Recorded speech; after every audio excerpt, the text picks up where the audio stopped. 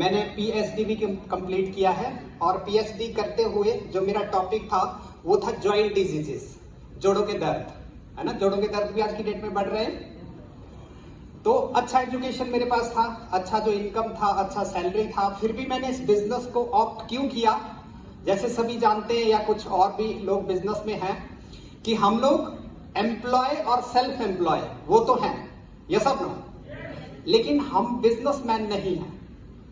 और ज्यादा income generation की बात करें, ज्यादा अच्छा लाइफस्टाइल की बात करें या लाइफ को एंजॉय करने की बात करें, वो लोग कौन करते हैं?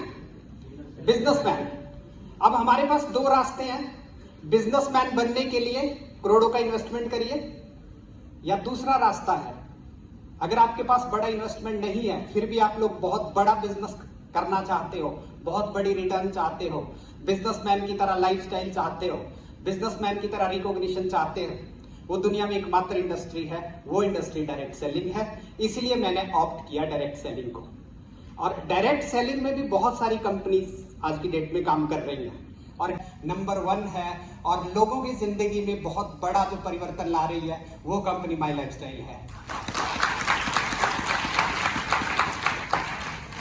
और कई लोग मेरे को बोलते हैं कि सर आप इसमें क्यों आए? जैसे मैंने एक तो ये रीजन बता दिया कि पहला कारण क्या है, वेल्थ को क्रिएट करना, बिजनेसमैन बनना, लेकिन दूसरा कारण भी है। दूसरा कारण है लोगों को वेलनेस ओरिएंटेड अप्रोच, है ना, लोगों को वेलनेस के बारे में बताना। पहले क्या होता था, हॉस्पिटल में पेशेंट्स आते थे तो हम जस्ट थोड़ा थोड़ा टाइम ही दे पाते, यस और नो। लेकिन डायरेक्ट सेलिंग में हम कुछ लोगों को अवेयर करते हैं, उनको भी ट्रेन करते हैं, वो भी लोगों को अवेयर करते हैं, तो कहीं ना कहीं हम बहुत बड़े नेटवर्क को अवेयर कर सकते हैं। कर सकते हैं, नहीं कर सकते? तो सभी साथ हैं क्या? ओके, तो ठीक है, हम लोग शुरुआत करते हैं। 1 पैसे 2 पैसे में भी एक पत्ता बन जाता है, यस और नो। लेकिन आयुर्वेदा की मेडिसिन, पहले प्लांट को उगाओ, फिर उसको लाओ, फिर उसको फैक्ट्री में बनाओ, वो कॉस्टली होती है, यस और नो। उन्होंने इसीलिए साइंस को खत्म करने की कोशिश की और ये वेल डॉक्यूमेंटेड साइंस है। और उन्होंने अपनी मल्टीनेशनल कंपनीज की दवाइयां, 1 पैसे की गोली आज की डेट में 100 रुपए में बिक रही है। सभी जानते हैं, नहीं जानते हैं, है ना। उन्होंने इतना बड़ा प्रॉफिट जनरेट किया, लेकिन अभी अवेयरनेस हो रही है, लोग 1 to 1 अवेयर हो रहे हैं। तो आने वाले टाइम में मैक्सिमम, मैं ये आपको बताता हूं, आयुर्वेदा को दुनिया ने, वर्ल्ड हेल्थ ऑर्गेनाइजेशन ने भी अडॉप्ट कर दिया। आने वाला टाइम वेलनेस का डिफरेंट, और हम लोग बेस्ट है कि कंपनी का। दूसरा, जो पाउडर आता है कई बार उसमें मॉइस्चर आसानी से लगता है ना। टैबलेट भी आती है, कई बार उसमें भी मॉइस्चर होता है क्योंकि इसमें मॉइस्चर जल्दी लगता है। तो हमारे पास क्या ऑप्शन है? कैप्सूल। कैप्सूल बहुत अच्छा है और इसको एक ट्रिचुरेशन प्रोसेस है उससे बनाया गया है। यानी कि आप अगर 1 चम्मच ये लो ना त्रिफला, तो ये 3 चम्मच के बराबर आपको फायदा देगा एक कैप्सूल सिर्फ, क्योंकि इसको एक तरह से त्रिफला के घोल में डालना है, फिर निकालना है, फिर घोल में डालना है, फिर निकालना है, फिर घोल में डालना है। 3 बार इसको वो किया गया है। तो कितना, एक कैप्सूल में भी 3 गुना ज्यादा। वैसे किसी ने खाया त्रिफला? बहुत सारे लोगों ने खाया है, पर बहुत सारे लोगों ने अभी नहीं खाया है। हम जो आंवला डायरेक्टली ज्यादातर नहीं लेते, तो इसमें आंवला भी डला हुआ है। हरड़ का कई बार हम ज्यादातर यूज नहीं करते, इसमें हरड़ भी है ना। बहेड़ा पहले तो लोग खाते थे, उसका फ्रूट्स भी खा लेते थे, अब नहीं खाते ना। हमारी अगली जनरेशन को तो पता नहीं है, वो तो ऑनलाइन ही देखते हैं, बेड़ा भी ऑनलाइन ही मिल जाए, है ना। तो उनके लिए तो, है ना, एक अवेयरनेस का बहुत अच्छा माध्यम है। 5.7 से 6.4 तक, और 6.5 से ऊपर है तो इसका मतलब वो डायबिटिक है। यानी 6.5 से ऊपर है तो इसका मतलब है उसका शुगर प्रॉपर कंट्रोल में नहीं है। कोई बोलते हैं सर मेरा तो 15 है, मेरा तो 13 है, मेरा तो 10 है।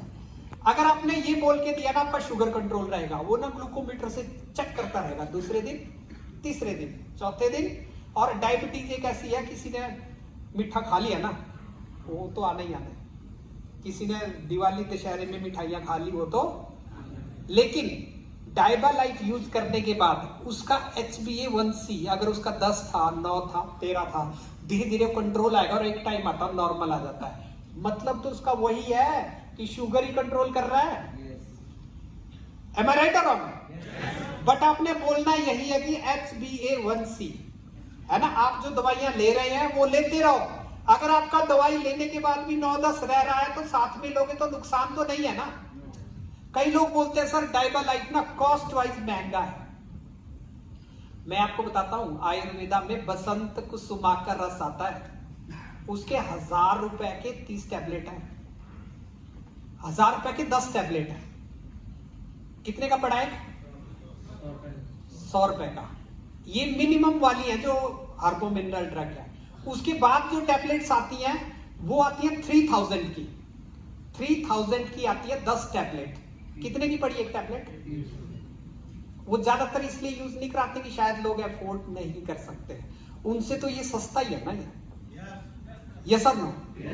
क्योंकि आयुर्वेदा में 2 तरीके के ड्रग है, एक है हर्बल जिसमें प्लांट के एक्सट्रैक्ट को ही यूज किया गया है, ये सेफेस्ट होते हैं, इनका कोई साइड इफेक्ट भी नहीं होता। आप भी यूज करा सकते, कोई भी यूज करा, क्योंकि प्लांट का एक्सट्रैक्ट लिया गया, प्लांट को यूज किया गया, उसका कोई नुकसान है भी नहीं। दूसरे होते हैं हर्बो मिनरल।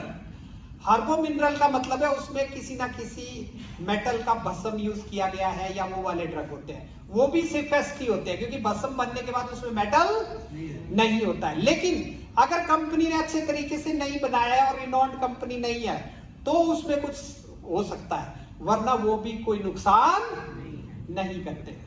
बट जो हर्बो मिनरल ड्रग होते हैं ना बहुत कॉस्टली होते हैं। आपने सुना है गोल्ड प्रेपरेशन? गोल्ड वाली मेडिसिन आयुर्वेदा में बहुत अच्छी होती है, यूज करने में भी होती है, लेकिन कॉस्टली होती है। उससे तो ये कहीं सस्ता है ये, है ना? तो ये माइंड में कहीं रखते हैं ना सर महंगा है, इतना महंगा नहीं, इससे बहुत महंगे महंगे मेडिसिन आयुर्वेदा में। गोल्ड प्रेपरेशन जो भी मेडिसिन है, एक आपने सिद्ध मकर ध्वज करके बहुत ज्यादा यूज होने वाली मेडिसिन है, वो 5555 के 10 टैबलेट है। कितने की पड़ी एक टैबलेट? क्योंकि उसमें गोल्ड है, गोल्ड का रेट आप देख लो, लाख रुपए के करीब है ना, इतना है। तो उसमें गोल्ड है क्योंकि कंपनी से और सर्टिफाइड करना पड़ेगा, गोल्ड डालना पड़ेगा, इसलिए इतनी ज्यादा महंगी है। ठीक है, तो ये तो क्लियर हो गया ना सभी को? कहां पे यूज कराना आज के बाद ये? मतलब उसका वही है, शुगर को ही कंट्रोल करता है ये। पर एकदम आप यही बोलोगे ना शुगर को कंट्रोल करता है, बोलना शुगर का एक तरह से असेसमेंट है ये। ठीक है, और इसमें भी बहुत अच्छे कंटेंट है ना, स्टेबलाइज्ड एलिसिन है इसमें, लहसुन से लिया गया एक्सट्रैक्ट। अब लोग बोलते हैं सर लहसुन ना खाने से ठीक, तो पर लहसुन का जो एलिसिन है, जो हमारा एसिड होता है ना पेट का, उसको डिस्ट्रॉय कर देता है। साइंटिस्ट ने क्या किया, उसको स्टेबलाइज कर लिया बस, कि HCl उसका पेट का जो एसिड है वो उसको नुकसान ना पहुंचाए। उसी के लिए थोड़ा सा कॉस्ट है, क्योंकि वो पूरे सेटअप से वो स्टेबलाइज किया गया है, उसी से रिजल्ट आते हैं। तो ये शुगर को कंट्रोल करता है ना। इवन कोलेस्ट्रॉल पे भी जो लहसुन होता है उसका यूज है, और इम्यूनिटी को बढ़ाने में भी हेल्पफुल है। तो रोज का एक कैप्सूल भी ले सकते हैं। अगर किसी का HbA1c ज्यादा है तो सुबह शाम एक कैप्सूल भी ले सकते हैं, और किसी का बहुत ज्यादा है तो, है ना, तो थोड़ा सा बढ़ा भी सकते हैं, कोई दिक्कत नहीं, उसके ऊपर डिपेंड करता है कि, है ना, अफोर्ड कर रहा है या नहीं कर रहा है। ठीक है, तो एक कैप्सूल एक बार भी यूज कर सकते हैं, 2 बार भी यूज कर सकते हैं, सुबह शाम। ठीक है, डायबिटीज नहीं होता है। इस एग की जगह छोटे छोटे रसौली बन जाते हैं, छोटी छोटी रसौलियां, है ना, जिनको आप भाषा में सिस्ट बोलते हैं, पॉलीसिस्टिक। ओवरी में ओवम की जगह क्या बन जाता है, उसमें सिस्ट बन जाती है, और उस साइकिल को अनओव्यूलेटरी साइकिल बोलते हैं। इसका क्या मतलब है, एग का रिलीज ही नहीं हो रहा है, ओवम बन ही नहीं रहा है। जब ओवम बनेगा ही नहीं तो प्रेगनेंसी नहीं होती है। इसीलिए ज्यादातर PCOD में क्या होता है, इनफर्टिलिटी होती है, यानी कि प्रेगनेंसी नहीं होती है। तो मैकेनिज्म क्लियर हो गया, है ना। उसमें ओवम फॉर्मेशन नहीं हो रहा है, उसकी जगह क्या बन रही है, रसौलियां बन रही है, छोटी छोटी रसौलियां।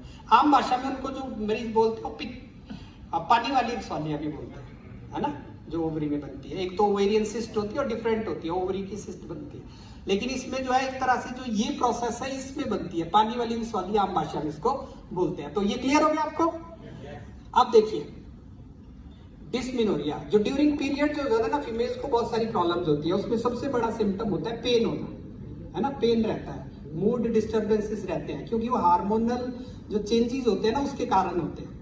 ठीक है, बहुत सारी प्रॉब्लम होती है, और वो ज्यादातर ना तो बात करती है, ना तो वो सोचती है, तो लाइफ का हिस्सा है 3 से 5 साल, 3 से 5 दिन के लिए। ठीक है, लेकिन इसको आप रेगुलर जो इससे ट्रीट कर सकते हैं, है ना। ये नॉन हार्मोनल फार्मूला है, ज्यादातर हम लोग हार्मोनल फार्मूला यूज करते हैं, उसके और भी साइड इफेक्ट हो जाते हैं। लेकिन ये जो विमेन कंपेनियन है ये नॉन हार्मोनल फॉर्मूला है। इसको डिस्मेनोरिया में यूज किया जा सकता है। डिस्मेनोरिया का क्या मतलब है? पेनफुल पीरियड्स, जो उसमें क्रैम्प्स होते हैं या पेनफुल रहते हैं पीरियड्स, है ना, उसमें इसको यूज किया जाता है। कोई हेडेक होती है, इवन एक्ने फॉर्मेशन भी होता है। एक्ने कील मुहासे की प्रॉब्लम भी उस दौरान कई बार होती है। लो बैक एक, बैक पेन रहती है। स्लीप डिस्टर्बेंसेस, स्लीप की डिस्टर्बेंस रहती है। फटीग, थकावट रहती है ना, मूड डिस्टर्बेंसेस, ये बहुत सारे चेंजेस उस दौरान होते हैं। ठीक है, तो उनके लिए एक अल्टीमेट जो सॉल्यूशन है वो है विमेन कंपेनियन। अब देखिए मार्केट में भी कई आते हैं, है ना, जैसे आप अशोकारिष्ट का नाम, अशोक कॉर्डियल या इस तरीके से कई आते हैं, हेम पुष्पा या इस तरीके के भी बहुत सारे प्रोडक्ट आते हैं, यस और नो, जिनका यूज करते हैं। उससे कई बेटर पोटेंसी का प्रोडक्ट हमारे पास है। पहला नॉन हार्मोनल है। दूसरा ड्यूरिंग 3 to 5 डेज यूज नहीं करना है, रेगुलर यूज करिए, approx 2 to 3 months। Regular use करने से ओवरऑल जो रिप्रोडक्टिव ऑर्गन है या जो ओवरऑल जो इसकी ये फिजियोलॉजी है वो कंप्लीटली एक तरह से बेटर हो जाती है। ठीक है, तो इसको यूज किया जा सकता है 2-2 चम्मच सवेरे शाम रेगुलर इसको यूज किया जा सकता है। नेक्स्ट जो प्रोडक्ट है साइक्लोवा, इसका मैंने आपको बता दिया। साइक्लोवा किसमें यूज होता है? ये पीसीओडी, पॉलीसिस्टिक ओवेरियन डिजीज। ये भी पता लग गया आपको कि ओवरी में ओवम का फॉर्मेशन नहीं हुआ, उसकी जगह एक तरह से सिस्टिक छोटे छोटे सिस्ट बन गए हैं, उसमें ओवम बनता ही नहीं है। ओवम बनता नहीं है तो सबसे इंपॉर्टेंट सिम्टम क्या होता है? इनफर्टिलिटी। दूसरा जो इसमें सिम्टम होता है, जो पीरियड्स होते हैं वो इरेगुलर हो जाते हैं। इरेगुलरिटी 2 तरह की होती है। पहली इरेगुलरिटी, जो नॉर्मल साइकिल है ना वो 28 दिन का होता है, या तो 28 से पहले हो जाएगा या 28 के बाद हो जाएगा, वो भी रेगुलरिटी है। दूसरा जो उसका ड्यूरेशन रहता है 3 days to 5 days, 28 डेज में माना हो जाता है तो 3 से 5 दिन का साइकिल रहता है, या तो वो 1-2 दिन नहीं रहता या तो 5 दिन से भी ऊपर चला जाता है। तो 2 तरह की रेगुलरिटी किसी में भी हो सकता है। क्लियर है ना? यानी कि एक तो 28 दिन से पहले, 28 दिन के बाद। दूसरी रेगुलरिटी जो 3 से 5 दिन का ड्यूरेशन रहता है, उसमें भी 1-2 दिन रह सकता है या 5 दिन से ज्यादा। तो ये क्लियर हो गया मेंस्ट्रुअल रेगुलरिटीज। तीसरा, इसमें एक्सेसिव हेयर ग्रोथ भी होता है।